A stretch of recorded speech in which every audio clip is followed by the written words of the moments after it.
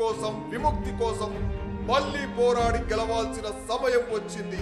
శివపురంలో జరిగే అన్యాయాన్ని ఎదిరించి గెలవాల్సిన సమయం వచ్చింది కామ్రేడ్స్. భూ బకాసురుల నుండి విముక్తికై ఎదురు నిలబడి రంకెలేసే సమయం వచ్చింది. మరో సాయుధ పోరాటానికి సిద్ధమవ్వండి మై డియర్ కామ్రేడ్స్. పదండి ముందుకు, పదండి తోచుకు, పోదాం పోదాం పై పైకి. ఎముకలు కుల్లిన వయస్సు మల్లిన సోమరులారా చావండి. ఎత్తులు మండే శక్తులు నిండే సైనికులారా రారండి. హరోం హరోం హర హర హర హర హర హర హర హర హర హరోం హర అని కదలండి. విప్లవం వర్ధిల్లాలి, విప్లవం వర్ధిల్లాలి.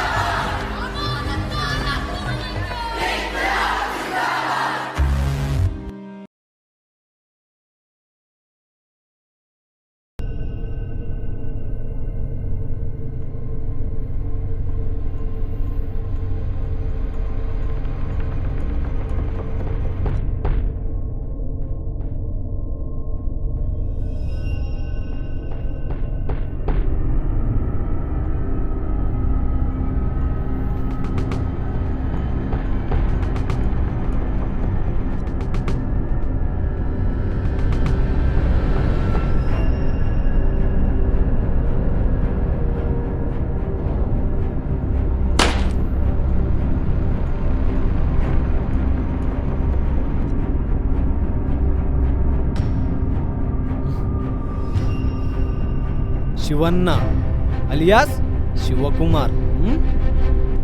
చూసావా నారాయణ విన్ని?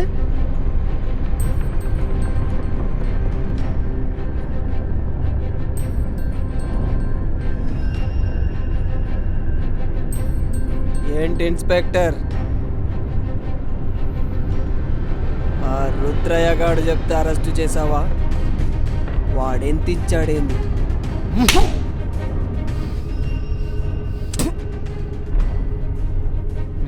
చదివి దేశాన్ని ఉద్ధరించండిరా అంటే లేదు, తుపాకులు పట్టుకుని దేశం మీదకే తిరగబడతామంటే అరెస్ట్ చేయక లాలీపప్పులు తినిపించమంటావారా?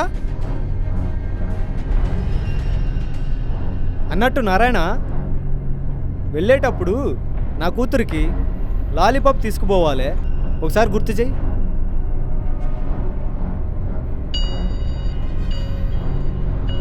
ప్రజల పక్షాన ఉండాల్సిన పోలీసులు రౌడీల పక్కన చేరి భజన చేసినప్పుడే పోలీసుల మీద ప్రజలకు ఎప్పుడో నమ్మకం పోయింది.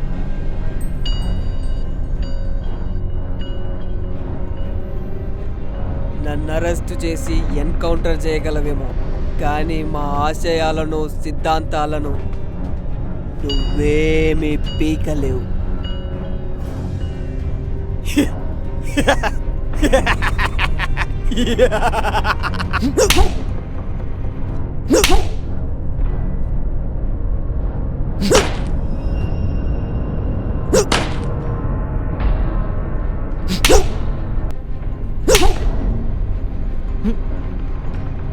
నేను చెప్పలేదా నారాయణ, వీడు చదువుకున్న మూర్ఖుడని?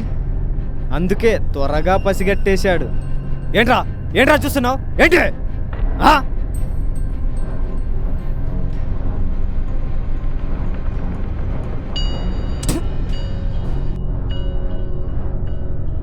అవునరా, మేము రౌడీల పక్కనే చేరాము.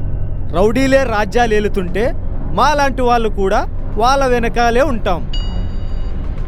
ఎన్ని రోజులు రాజకీయ నాయకులే అనుకున్నాం, ప్రజలను రక్షించాల్సిన పోలీసులు కూడా అమ్ముడుపోయారు. ఇంతకీ ఎంత కమ్ముడుపోయావురా కుక్క?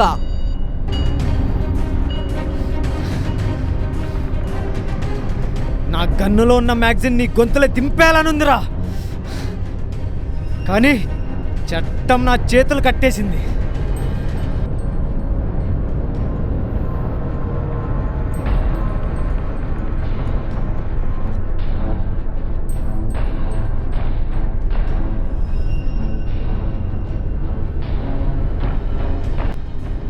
ఈ అబ్బా నోరు మూసుకో. గుత్త నగరాలు తెంగావంటే నీతో పాటు మీ వాళ్ళని కూడా ఎన్కౌంటర్లో లేపేస్తాను. నువ్వు చెప్పే సిద్ధాంతాలు అదేందది ఆశయాలు కేవలం పుస్తకాల్లో చదవడానికి మాత్రమే పనికొస్తాయి.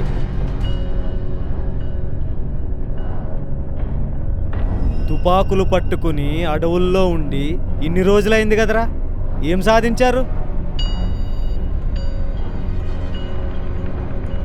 మీ ప్రాణాలు ఎలాగో పోతున్నాయి. మీ మీద ప్రాణాలు పెట్టుకున్న వాళ్ళని ఎందుకురా బతికుండగానే చంపుతున్నారు?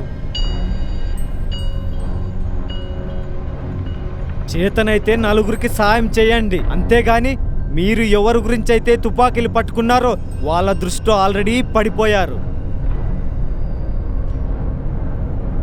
అయినా నాకెందుకు, మీద నుంచి ఆర్డర్ వచ్చింది. నచ్చినా నచ్చకపోయినా నిన్ను కోర్టులో సబ్మిట్ చేయాల్సిందే. కానీ ఒక్కటి శివకుమార్,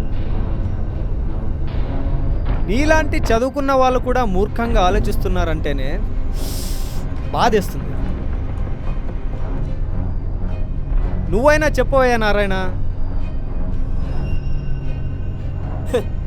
స్పీచ్ అదిరింది ఇన్స్పెక్టర్. ఈసారి శివపురం సర్పంచిగా పోటీ చేయి, పక్కాగా గెలుస్తావు.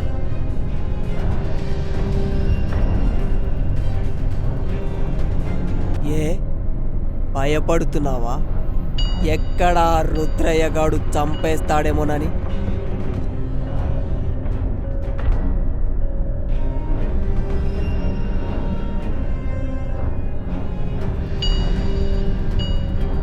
చూడు ఇన్స్పెక్టర్, మీరు కనపట్టారు, మేము కనపట్టాం. తేడా ఏంటో తెలుసా? మీ గన్ గులాంగిరి చేస్తే మా గన్ సలాంగిరి నేర్పిస్తుంది. మీరు చేతగానితనం నేర్పితే మేము ధైర్యంగా ఎలా బ్రతకాలో నేర్పిస్తాం. ఎక్కడన్నా అన్యాయం జరిగితే ముందు గుర్తొచ్చేది మేమే కానీ మీరు కాదు. అమాయకులను ఎలా ఎన్కౌంటర్ చేస్తారో అందరికీ తెలుసు. బకాసురులుగా మారి రైతులను దోచుకునే ప్రతి రాజకీయ నాయకుడి గుండెల్లో ఈ రోజుకి మా పేరు వింటే వణుకే.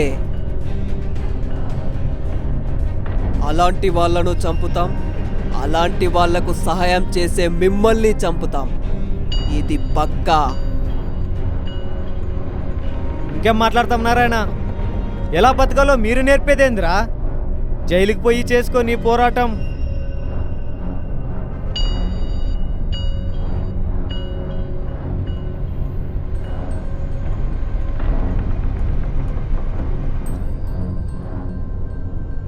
హలో, రే పోలీసు, చెప్పండి సర్పంచ్ గారు.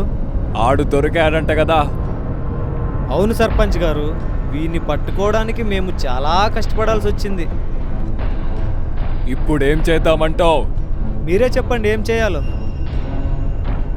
సంపేయ్. కుదరదు సర్పంచ్ గారు, వీడిని రేపు కోర్టులో సబ్మిట్ చేయాలి. 25 లక్షలు. రిస్క్ ఎక్కువ సర్పంచ్ గారు. 50 లక్షలు. నా జాబ్ రిస్క్ చేసి మరీ చెయ్యాలి. 1 కోటి. ఇంకేమి మాట్లాడకుండా ఎన్కౌంటర్ చేసేయి.